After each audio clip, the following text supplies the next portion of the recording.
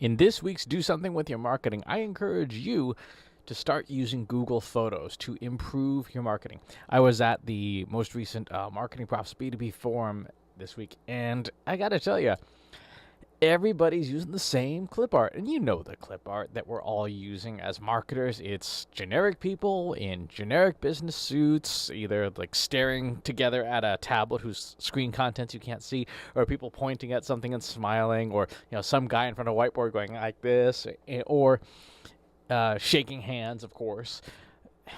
We could do better than that. You have everything you need at the tip of your fingers to make great photography and to have it be uniquely yours. So that means no threat whatsoever of lawsuits about copyright infringement. Like when you get that notice from Getty Photos that says, hey, you used a photo without authorization. Here's a $60,000 bill, which happened to a fellow marketer that I know of a few years ago. You don't look like everybody else in your marketing materials. And most of all, you look like you. You look like your company because that's who you are. So how do you go about doing this in a way that's intelligent? First, you should be using Google Photos.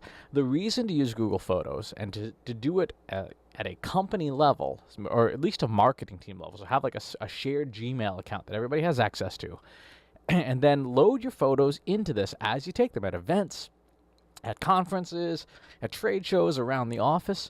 And the reason for doing this is that you want to be able to use Google's AI to index your photos and to tell you essentially, hey, we've got photos about this thing or that thing. Now, what do you use to take photos? Do you need a high-end DSLR? Of course not. You've got a photo studio in your pocket, literally in your pocket.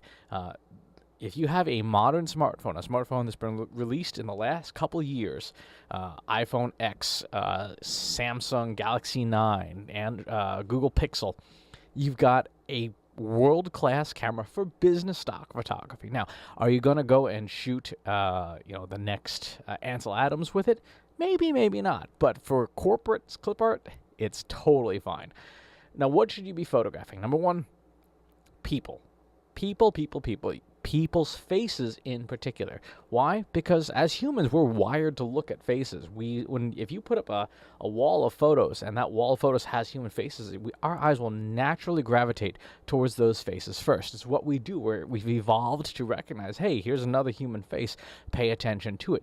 So take pictures of people in meetings, around the office, eating lunch, at their desks, wherever it is you can get photos of people, obviously with their permission. And it doesn't have to be like the entire company. If you got a marketing team of 2 people, hey, take photos of each other, but set up different scenarios so that you have this stuff ready to go when you need an image for like a newsletter or a blog post or something. Take photos of things, inanimate objects. Take a photo of a coffee cup filled with coffee first thing in the morning. Take photos of people's telephones, whatever you can find that's around the office. Take photos of it. If you don't work in an office, if you work remotely, guess what? You still probably got a kitchen, right? So take photos of stuff in the kitchen, in your living room, anything that would be appropriate for a work context. Take photos of fun visual metaphors. Set up things like people knocking on doors, or people listening with their ear to the door, or taking photos of waiting by the phone. And of course, take photos of your office culture. Anything that you're doing, Skype calls, Zoom video calls, office parties, holiday parties, the works. Get all this into a Google Photos account. And here's why. Google Photos allows you to load all your photos into one place, dedupes them, gives you some basic photo editing, but most importantly, it allows you to clean up photos and index them. And by index them, let me show you an example here. This is my Google Photos account. I was out visiting a farm earlier today and got a whole bunch of photos of turkeys.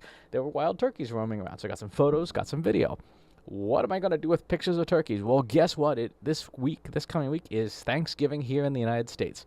Everyone else is going to be using that generic Microsoft Clipart of a turkey. I've got actual video of a turkey eating. I don't know how useful that's going to be, but I've got it. right? And I've got it so that I have my own photography of a turkey that I can use for a newsletter and so on and so forth. But we can do other things. Let's look at the meeting here. I typed meeting in, and of course it's going to pick up photos of meetings, conferences, things like that. Guess what? There's some great clip art in here that I can use for newsletters and blog content. This is my CEO, Katie Rivera, and Kathy Klotz's guest, and Carrie Gorgone from MarketingProfs. We were all hanging out at a diner. Guess what? This is a meeting. It's also a diner, so I could go and tag it as a diner if I wanted to. Let's go the veritable handshake, right? These are all photos I have of folks around. This was at a corporate event 6 years ago. People shaking hands. Guess what? They're not Clipart catalog people. These are actual human beings that we're taking photos of. Even something like telephone. If I scroll down here, this is a photo I took while I was waiting in the hallway at a conference for, this was the HIMSS conference I think I was at. But this is a great visual metaphor photo of someone in a suit waiting for the phone to ring, right? So I can use this clip art for things like sales material. I could say, yeah, are you waiting for the phone to ring? You shouldn't be. You should be marketing. So these are all examples of things that you can stockpile. And I did not manually tag this as telephone. I did not manually tag this as handshake. Google Photos, using Google's visual AI, is making the determination of what these things are. Now, there are some things, for example, like this technically is a conference, not a meeting, right? So this full stage of people is not what I would call a meeting, but that's okay. It's good enough. Right, so there's some more meeting photos. There's some generic photos that were probably from that was from an ads platform setup. But guess what? I got tons and tons of meeting photos, right? There's an IBM event. All of this is my clip art that I can use for anything that I'm doing with marketing. You can too. I guarantee you've already got the photos, and if you have anybody in your office who's got a relatively modern smartphone, have them take photos and load them to the central repository for use with your marketing. You'll be amazed at how much better it makes your marketing because it's your stuff. It's yours. No one will find that photo anywhere online unless it's like something completely generic, like taking a picture of the U.S. Capitol, which, okay, there's only so many places you can stand to take a photo of the Capitol. But beyond that, this is how you set your marketing apart, by making stuff that's uniquely yours. So do something with your marketing, start taking photos, load them up, use the Google Photos AI to categorize them, and change up what you show the world. Show the world a little bit more of who you are, and that's uniquely you. Thanks for watching. As always, subscribe to the YouTube channel and the newsletter. I'll talk to you soon. Take care. Want help solving your company's data, analytics, and digital marketing problems? Visit trustinsights.ai today and let us know how we can help you.